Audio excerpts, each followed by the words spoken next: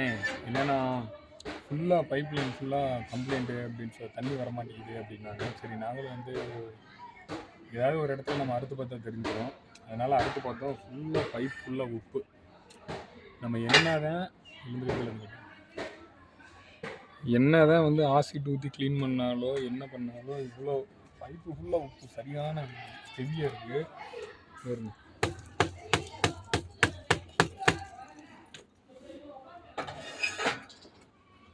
Pipe ஃபுல்லாக உப்பு கட்டி கிடக்கு.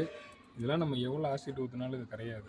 அதுதான் நம்ம என்ன சொல்கிறது அப்படின்னா, மந்த்லி ஒரு டைமு இல்லைன்னா 2 மாதத்துக்கு ஒரு டைம் வந்து நம்ம ஆசிட் ஊற்றி பைப்ஸை க்ளீன் பண்ணிக்கிட்டோம் அப்படின்னா நமக்கு இந்த லேயராக சின்ன லேயராக கட்டுறப்பவே நமக்கு பைப்பு க்ளீன் ஆகிடும். அப்படி இல்லைன்னா வந்து நம்ம கீழே ஃபில்ட்ரு போட்டுக்கலாம். நிறைய அட்வான்ஸ் இருந்துச்சு. ஃபில்ட்ரு நம்ம போட்டு அதுக்கப்புறம் தண்ணி ஏற்றிக்கலாம், இல்லை பம்பிங் லைனில் மேலேயே கனெக்ட் பண்ணிக்கலாம். அந்த மாதிரி இல்லைன்னா நமக்கு இந்த மாதிரி கம்ப்ளைண்ட் தான் வரும். சரிங்களா? இது இப்போ நம்ம பைப்பே செட்டாக மாற்றுற நிலைமை ஆகிப்போச்சு.